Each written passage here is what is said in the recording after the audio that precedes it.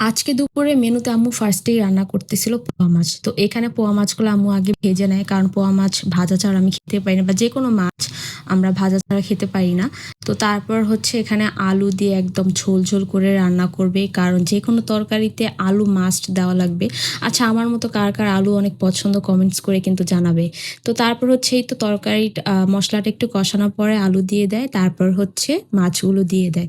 তো তারপরেই তো মাছ রান্না একদম কমপ্লিট আর সাথে ছিল কচুর শাক, ডাল। তো আর হচ্ছে আমি প্লেটে বেড়ে নেই। আর দেন হচ্ছে একটু আগের ঢেঁড়স ভাজি ছিল। তো এগুলো দিয়ে হচ্ছে আজকে দুপুরে লাঞ্চ করি। তো ফার্স্টে হচ্ছে আমি কচুর শাক নেই।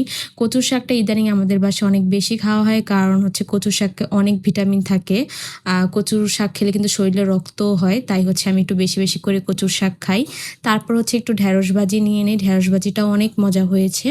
দেন হচ্ছে ঢেঁড়স ভাজি দিয়ে খাওয়ার পরে আমি এখন একটু এক টুকরো মাছ নিয়ে নেই, সাথে ঝোল আর আলু। তো আজকের মেনুতে এই ছিল। তো আশা করি ভিডিওটি সবার ভালো লেগেছে। নেক্সট ভিডিওতে আবার দেখা হবে। সেই পর্যন্ত সবাই ভালো থেকো।